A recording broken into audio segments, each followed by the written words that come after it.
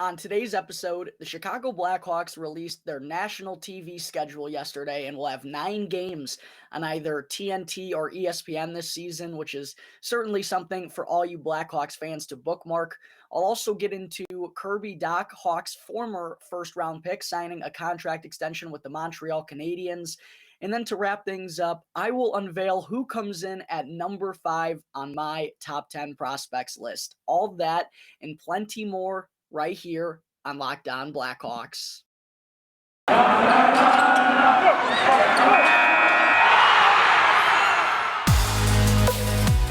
You're Locked On Blackhawks, your daily podcast on the Chicago Blackhawks. Part of the Locked On Podcast Network, your team every day.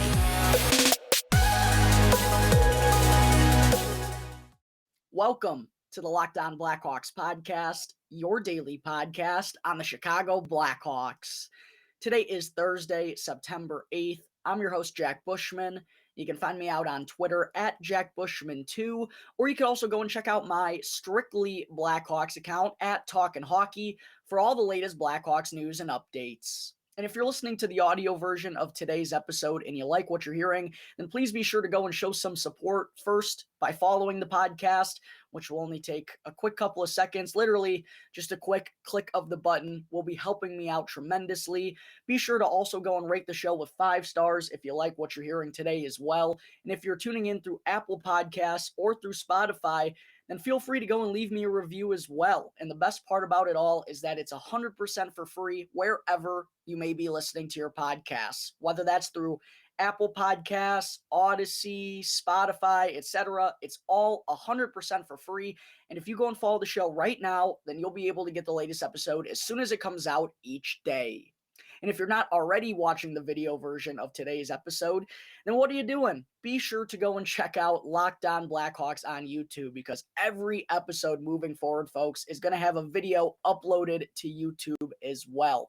So if you haven't done so yet, do me a big favor. Go and subscribe to Locked On Blackhawks on YouTube. I really would appreciate all the help that I can get here, folks. Also, be sure to smash the like button down below for me as well, and comment as to which of the Blackhawks' 9 nationally televised games are you looking forward to the most this season. And last, go and ring the bell. Be sure to turn on those push notifications, and that way you can get notified when the episode gets uploaded to YouTube each and every day. All right, enough of that, folks. Good morning, everyone. Thank you all for joining me on another episode of Locked On Blackhawks. That's your one-stop shop for all things Chicago Blackhawks. And thank you all for making the show your first listen here to start your day. Coming back after about a week's hiatus here on the show, I hope all of you enjoyed your long Labor Day weekends. I know I did. Got to hang out with a lot of friends and family, some folks who I hadn't seen in quite some time. So yeah, it was a nice little get together, a nice little break for me. And it worked out kind of nicely because not a whole heck of a lot has been going on regarding the Chicago Blackhawks in the past week, but that is all about to change here shortly, folks, because starting next week, we'll have the 2022 Tom Curvers Prospect Showcase between the Chicago Blackhawks and Minnesota Wild. That kicks off on Wednesday. We also got hinted that there's going to be an announcement on Marian Hossa's jersey retirement night. Looks like that news is going to drop on the 14th, which I believe is next. That will be next Wednesday as well. So right when the Tom Curvers Prospect Showcase begins. And then the following week, that's really when I expect training camp to open up for the Chicago Blackhawks. Their first preseason game is later this month on the 27th. So things are about to start picking up here in a hurry, folks. And with that being the case, Locked On Blackhawks, we're back to 5 episodes a week, full-time, an episode every day, starting next Monday. I'll probably have an episode come out tomorrow as well, maybe even a show coming out on Saturday, which was a recent conversation I had with Dane Lewis of Locked On Stars, where we kind of broke down each of our teams and talked about how we're looking heading into the season. So lots of good stuff coming up here on Locked On Blackhawks. We are going back to full-time starting next week, 5 episodes a week, folks. And that's really when everything flips into a different gear. So I'm sorry that I didn't have an episode come out in the past week now, but it was kind of my little final break before I take on this upcoming season head on, and I'll be going full time from September until not even just the end of the season, probably into June and early July for the 2023 NHL draft, which is likely going to be quite meaningful for our Chicago Blackhawks. So yeah, thank you all again for bearing with me throughout the last hiatus, but that's going to be the last one until probably the Blackhawks wrap up their 2022-2023 season. And speaking of the Blackhawks upcoming season, to open things up on the show this morning, I wanted to begin by getting into the Hawks national TV schedule for the upcoming season that was released yesterday. We now know that the Blackhawks will have 9 games on either TNT or ESPN this season. And as I referenced in the cold open of our show, that's something for all you Blackhawks fans out there to bookmark potentially, or also potentially not, because looking at the teams the Blackhawks are going to be facing in these nationally televised games, it doesn't look all that good for their chances given what the lineup is appearing to be heading into training camp and the start of the season. But that's kind of what you expect with nationally televised games. I mean, they're not going to be throwing stinkers out there on national TV like the Hawks versus the Coyotes or versus the Flyers, or they want to draw attention, obviously, to these big-time games. So it only makes sense that the Hawks, an original 6 team, despite where they're likely going to finish in the standings, still draw a massive crowd, a massive following, massive TV viewership. So I understand what the NHL was thinking here when they gave the Blackhawks this national TV schedule, but it definitely isn't going to be easy for them whenever they are on TNT or ESPN. Excuse me. But getting into, sorry, I got a piece of ice in there, which I didn't mean to.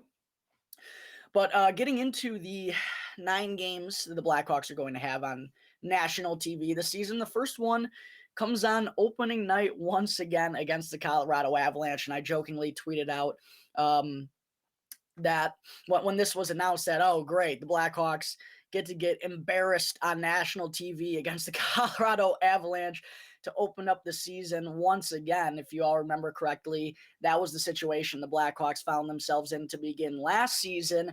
Jack Johnson scored the first goal of the year. Somehow the Blackhawks let Jack Johnson, who's now a member of their defensive core, funny enough, somehow they let him part the Red Sea and go straight up the middle all alone. He scores a breakaway goal, and we should have known from them that it was going to be a long season for the Hawks defense if you're giving up a goal to Jack Johnson. And that actually wound up being his lone tally of the year, both in the regular season and in the postseason. Wound up being a pretty lopsided loss for the Hawks. I think Connor Murphy scored the lone goal for Chicago late in the third period when the game was already wrapped up at that point. But yes, the Blackhawks will be opening up the season on national TV once again against the Colorado Avalanche. And I've actually been thinking about this for months, folks. I'm going to put the loot on the Avalanche -1.5. Like, this could get real ugly. They're going to be raising their banner. It's their first game since winning the Stanley Cup in front of their home crowd. They're going to be fired up, and the Blackhawks better be ready for that. But I feel like even if they are on their best game, they're probably not going to be a match for the likes of the Avs. So, yeah, Avs -1.5 is definitely going to be my first bet of the season when the Hawks take them on opening night. Once again, just as a reminder, that comes on Wednesday, October 12th. So just a little over a month away from the start of the regular season, Blackhawks fans. And what an opener it is for our Blackhawks on the road against the defending Stanley Cup champion Colorado Avalanche. The next time the Blackhawks are going to be on national TV comes a little over a month later, November 16th, just prior to Thanksgiving. They'll be playing the St. Louis Blues at the United Center. Hawks really have struggled against the Blues for quite some time now, and not only just as a Blackhawks fan, but as a Blackhawks fan who went to college in the state of Missouri. I mean, it's brutal that the Blackhawks seemingly aren't able to come away with wins frequently against their division rivals. So hopefully they'll be able to pull off an upset on national TV. But again, that's not going to be an easy task because the Blues have retooled pretty well for the most part, and I think they're ready to compete. I don't know if they're going to be able to overtop the Avalanche to win this division, but I certainly expect them to be near the top once again here this season. The next game for the Blackhawks will be actually just after Thanksgiving, comes on November 30th against the Edmonton Oilers at the United Center. This is also going to be on TNT, all three of these first games on TNT. The Blackhawks actually have had success against the Edmonton Oilers throughout the years for whatever reasons, not only just beating them in the 2020 play-in series, which was an incredible upset. I did feel a little bad for Connor McDavid, but certainly happy that my boys were able to pull off the win in that short 3-game series. But yeah, for whatever reason, the Blackhawks have actually done pretty well against McDavid, Draisaitl, and the Oilers over the years.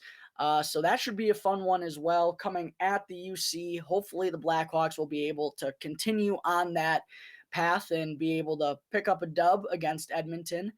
The next game the Hawks will have on national TV December 18th, a week before Christmas. That's a Sunday game against the New York Rangers, a team that a lot of folks think Patrick Kane is eventually going to get dealt to at some point this season. And that could be the last time we see Kaner as a Hawk take on the Rangers, taking on Artemi Panarin in New York. So, yeah, that's certainly going to be an interesting conversation come December, assuming that Patrick Kane is still a member of the team by then. As we know, neither he nor Taves have come to the front office requesting to waive their no movement clause up to this point. So all signs sure point to the trade deadline being the most likely scenario if Kane and Taves are going to be dealt. But that will be an interesting matchup for sure against the Rangers on the 18th of December.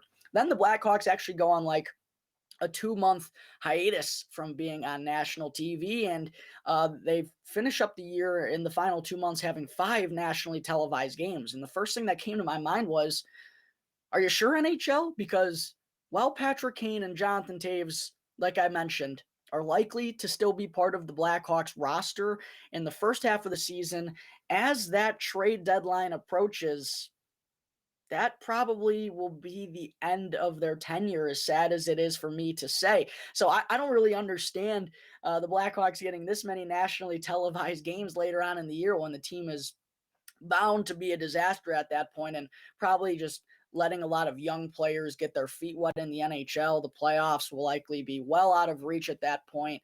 We obviously have to see how the season's going to go, but I really don't expect this Blackhawks team to be pushing for a playoff spot, and the front office certainly hopes that's not going to be the case either. So, yeah, it's interesting down the stretch. The next Blackhawks nationally televised game will come on February 15th against the Toronto Maple Leafs. That one will be on TNT. Austin Matthews, Mitch Marner, don't need to talk much about the Toronto Maple Leafs. That'll be a great original 6 matchup, probably why that one's going to be on national TV. But whenever the Leafs and the Hawks play over recent years, if Kaner's still around, he and Matthews both have done a good job putting on a show whenever they're on the ice together. So that'll certainly be a fun one up in Toronto. Then just a week later, the Blackhawks are back on TNT when they'll be taking on the Dallas Stars down in Dallas. And I referenced this in my recent conversation with Dane Lewis of Locked On Stars. I haven't posted the episode yet, but I really have no idea how Dallas is going to be this season. I wouldn't be surprised to see them in 3rd place. I also wouldn't be surprised to see them in 6th or 7th. I really have no idea about that team, so no real idea how this game is going to go, but like I mentioned, the Blackhawks probably are going to be thinking about other things than winning on the ice. They're probably trying to get as many future assets in return at that point. Then, this is an interesting one, though, folks. On the 8th of March, just 3 days before my birthday, and I think I might be trying to attend this game, the Hawks will be up in Detroit at Little Caesars Arena taking on the Red Wings. And Detroit, they're a very interesting team heading into the season, a team that a lot of folks think could be pushing the cusp of making the Stanley Cup playoffs once again. So that's definitely going to be a fun one for sure, not only because Detroit is expected to be better than they have for the last 6 or 7 years, but even though they're in different conferences now, it's always fun to watch the Blackhawks and the Red Wings go at it. Hopefully I'll be in enemy territory for that one to give you updates from the game live in Detroit, but a fun original 6 matchup later on in the season. And then in the month of April, the Blackhawks' final 2 nationally televised games come about a week apart. First, they'll be playing the New Jersey Devils. This one will be on ESPN2, though. No surprise that TNT didn't want to be pushing this game when I don't expect either team to be in a playoff spot. And then a little over a week later, the Hawks will finish up their national TV schedule by taking on the Minnesota Wild on the 10th of April. That one will be at the United Center and is on ESPN. So, yeah, just going through this list of 9 games, the Hawks will take on Colorado, St. Louis, Edmonton, the Rangers, the Maple Leafs, the Stars, the Red Wings, the Devils, and the Wild. I mean, no real cupcakes out there for the Blackhawks during their national TV schedule. It's not going to be easy every time all eyes are on them. But hopefully, as I've mentioned throughout the offseason, the front office, sure, they're trying to tank and they're thinking about the future, but Luke Richardson in that locker room, they're not going to be giving in each and every night. They want to win as many games as possible. That's their job. They're not focused on the rest of the stuff. So the least we can hope for is that Luke Richardson will be able to put together a competitive squad to at least make some of these games interesting. But yeah, it's certainly going to be tough for the Blackhawks to wind up with more wins than losses on their national TV schedule when you look at the type of opponents that they're going to be facing throughout the year. All right, I think that will take care of the Blackhawks' national TV schedule for this upcoming season. Coming up in just a moment, I will get into Kirby Dach, the Blackhawks' first-round pick in 2019, signing a contract extension with the Montreal Canadiens yesterday. But first, I need to talk to you all about Built Bar, which is a protein bar that tastes just like a candy bar. Summer is wrapping up. Unfortunately, the better weather is going to come to an end here in the last couple of months, but you got to get outside and enjoy it while you can. And Built Bar is the perfect food to have, perfect snack to have on all of your summer adventures. You can take them with you everywhere you go. Throw them into your bags, go and throw them into your kids' backpacks when they're going to school, just to make sure everyone has a bar to be fueled for all of their summer adventures. And the best part about Built Bar is that they're both delicious and healthy. So there's no more sacrificing delicious food for health. With Built Bar, you can have both. You can get the best of both worlds. And have you tried Built Bar Puffs yet? Because if not, then you're seriously missing out on one of the best tasting protein bars on the market right now, with delicious flavors like banana cream pie, cinnamon churro, roasted marshmallow. It's unbelievable. These really taste like candy bars that you'd get, from a gas station or something, but they only have 140 calories or less and have 17 grams or more of protein. So be sure to go to BuiltBar.com or just Built.com and use the promo code LOCKED15 to get 15% off your next order. That's Built.com with our exclusive promo code LOCKED15 to get 15% off your next Built Bar order. All right, we're back here on the Locked On Blackhawks podcast, segment 2. Let's talk about Kirby Dach, first-round pick, third overall selection by the Chicago Blackhawks in the 2019 draft. Obviously, was traded this past offseason, a big move during day one of the NHL draft, and sent to the Montreal Canadiens. And just yesterday, Montreal announced that Dach had signed a contract extension with their club. Of course, when Dach was dealt to Montreal, he was still a restricted free agent in need of a new deal. And I got to say, at first glance, I was a little surprised with both the term and the AAV that Montreal was willing to give to Dach. For those of you who don't know, Dach signed a 4-year, $13.5 million contract extension on Wednesday. That's a $3.6 million AAV for the next 4 seasons. And I think that just kind of shows the belief that Montreal has in Kirby Dach. And I like to hear that because I'm someone who always believed in Kirby Dach and would get frustrated when Blackhawks fans would be calling him a bust, even though he was just 20 or 21 years of age. Last year probably should have been his rookie season, all things considered. He was rushed along to the NHL scene, kind of just thrown into the fire. And because of that decision, Dach just really didn't look like he was enjoying himself last year. At practice, always looked frustrated. It would be rare to see him smiling. I referenced this a lot throughout the course of the season, but it just looked like Dach felt like he had the weight of the world on his shoulders here in Chicago. And it was frustrating that that's the situation he found himself in, and that he felt like he had all this pressure on him. And because of that, he had to go and delete social media. He didn't want to see any of the stuff that fans were saying about him. It was, I'm sure, a ridiculously tough situation for, like I said, a 20 or a 21-year-old to be in. So while I was sad to see Kirby Dach go for sure, I do think a fresh start in Montreal with fans who are going to be hopeful for him instead of, thinking down or talking down about him all the time. I do think that's going to be a breath of fresh air for him up in Montreal. But this deal, I think it just shows you how much the Canadiens believe that he can be a good player, because quite frankly, Dach was disappointing last year. And this is coming from a Kirby Dach backer. There's no way around it. He was disappointing last year. 70 games played for the Blackhawks. He only finished with 26 points, 9 goals, and 17 assists.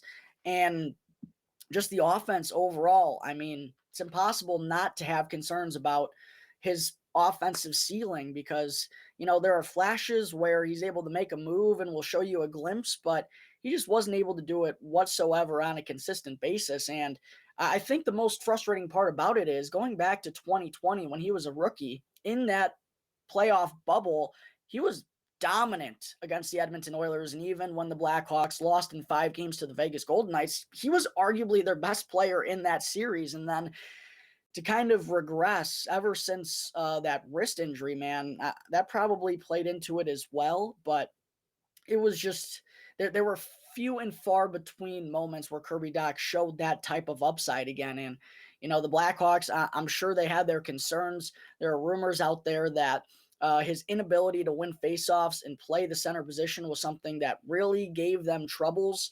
So for Montreal to give him this kind of deal, I was a little surprised by it for sure. But, I got to believe that that's how much confidence they have in him. And that's good. That's good to see, because I really do feel like Kirby Dach can still be a big impact player at the NHL level, even if he isn't, even if he doesn't live up to the hype offensively of a 3rd overall pick, because what he's been able to do defensively so far in his career, it's, people won't talk about that. All they want to see is the offense and the production and the numbers at the end of the day. But defensively, Kirby Dach already was very reliable at a young age, and he would have a lot of tough tasks. A lot of times he'd be playing against the opponent's top line and would have to focus more on the defensive side of things. I think in that regard, Kirby Dach, I believe, could be a really, really good shutdown 2nd or 3rd line center when he's 25, 26, 27 years of age and already has 8 NHL years under his belt. I mean, there's so much room for growth because of how fast he was rushed onto the scene. And unfortunately, because of those concerns, the Blackhawks aren't going to be able to be patient and see the benefits of giving Dach more and more experience. But Montreal, they believe that with a little bit more time, that Kirby can be a very good player. I don't think he's ever going to be a point per game guy. And in the goal scoring department, it just seems like he's always making the wrong decision. When he should shoot, he passes. When he should pass, he shoots. That's something he definitely needs to work on. And I think because of the lack of a true goal scoring ability, he's never going to be probably close to a point per game guy. I think his upside is probably 50 to 60 points. But considering what he's able to do on the defensive end, play that 200-foot game, that combined skill set on a playoff contender, that's a very valuable thing to have. So I'm certainly not writing Kirby Dach off, but I still was definitely a little surprised that Montreal gave him that type of deal. But yeah, man, it's going to be weird. It's still weird to think that Kirby Dach isn't a member of the Chicago Blackhawks anymore. I'll have his sweater just kind of hanging up in my closet forever, it seems like. But something I've mentioned too throughout the offseason, even though I was upset to see Kirby go and to see the Blackhawks kind of quit on him per se this early into his career, I still think this was a phenomenal deal. The Hawks got the 13th overall selection in the 2022 NHL draft. They wind up taking my boy Frank the Tank with that pick. And they also got the 66th overall selection in return as well, who they selected Gavin Hayes with that pick. I'm not the highest on Gavin Hayes, but I do believe Frank the Tank has the higher upside between Kirby Dach. I think the way that he plays the game, especially in terms of the pace and the work ethic, that's what's going to translate the best at the NHL level. A naturally gifted offensive player probably won't be able to do the things defensively that Kirby Dach's already able to do, but the Blackhawks need some true game breakers, and Frank Nazar fits into that category a lot better than Kirby Dach does. So, yeah, it's not fun to see the Blackhawks quit on another first-round pick so early, but I really do think this was a good deal for them at the end of the day. Obviously, we're just going to have to wait and see how it all shapes up in a couple years down the road before we do ultimately rule this a win for the Blackhawks. But considering what they got in return and also the contract that Kirby Dach signed with Montreal, all things considered, this was a win for the Chicago Blackhawks at the end of the day in my book. All right, that takes care of Kirby Dach's 4-year extension with the Montreal Canadiens yesterday. Kirby Dach signing a 4-year extension with the Montreal Canadiens yesterday. Coming up in just a minute, I still have to unveil who comes in at number 5 on my Blackhawks top 10 prospects list. Welcome back to the Locked On Blackhawks podcast. I'm your host, Jack Bushman. Getting into segment 3 now today before I wrap things up and let you all go enjoy the rest of your days. It's time to find out who comes in at number 5 on my Chicago Blackhawks Summer 2022 top 10 prospects list. But first, again, just as a reminder, if you haven't heard who's come in at numbers 10, 9, 8, 7, and 6, you got to be sure to go and check out those videos first. I mean, it really doesn't make sense to go in any order besides chronological. Wouldn't understand it whatsoever. So if you're not all caught up already, be sure to go and click on my channel, go and check out. I made it super easy for all you listeners out there. You just got to go to my playlist, check out the top 10 prospects list playlist, and not only will those videos be in order, but if you go and click on the description of each video, I already have everything time coded, so you don't have to sit there and scroll through the episode or anything and figure out where I start talking about this top 10 prospects list. No, I already have it time coded for you, so you can jump right to that moment. Makes everything easier, takes less time.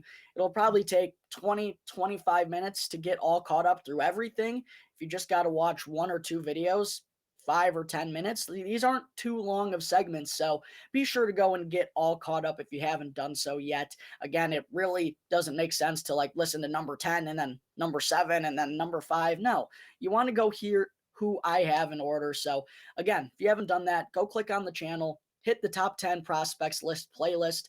You'll be able to find everything there. And while you are there, do me a favor, make sure to go and smash that subscribe button for me.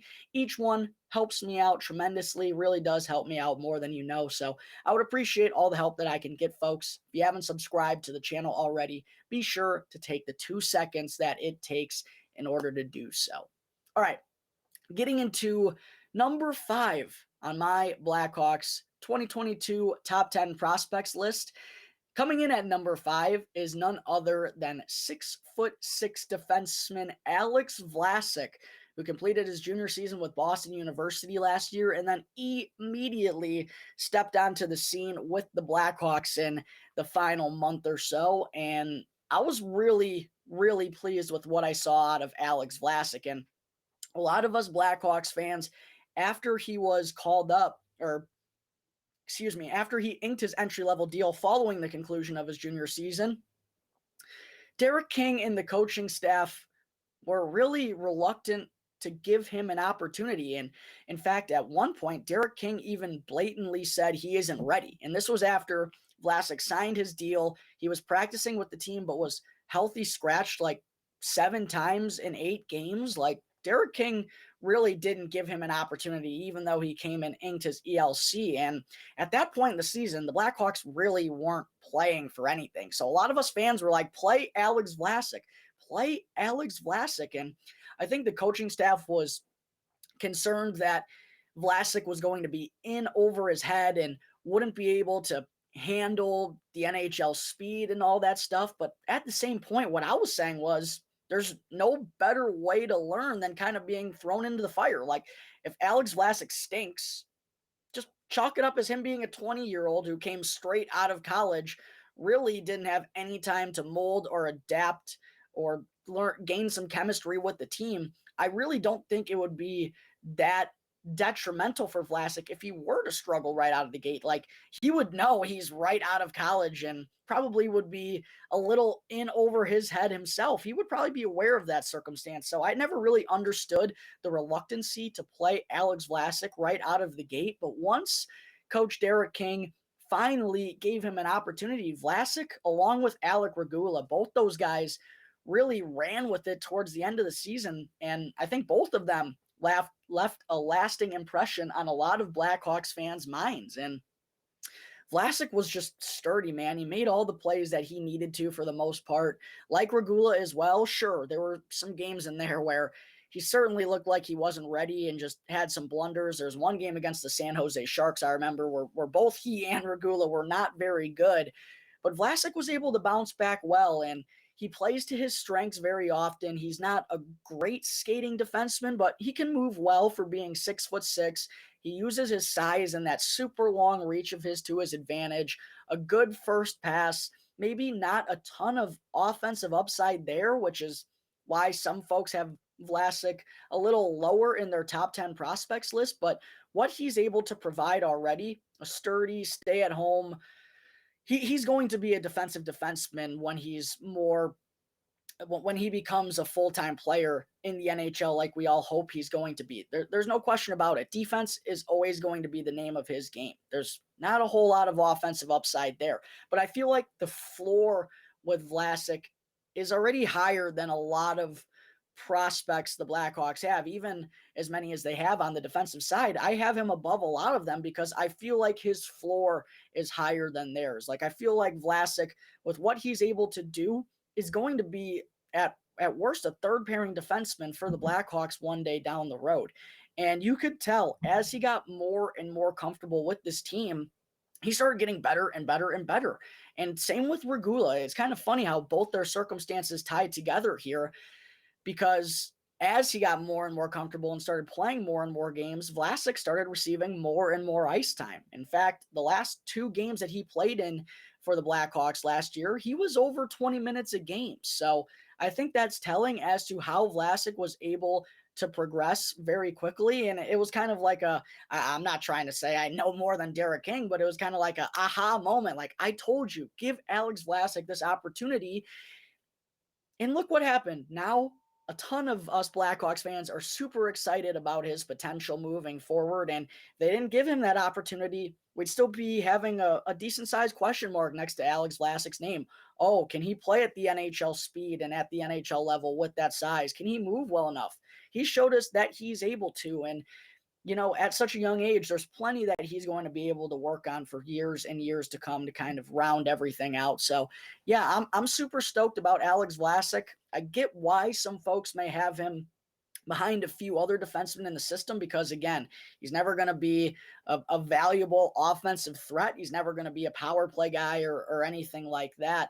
But I really do trust the skill set that he has, and he also his awareness of what type of player he is, what he needs to get better at, what needs to be kind of his bread and butter, and that's stay at home, being responsible in his own end, and using that big frame and that big reach of his to his advantage. So, yeah, I'm really excited about Alex Vlasic coming into this year, folks. He's going to be pushing to make the Blackhawks roster on opening night.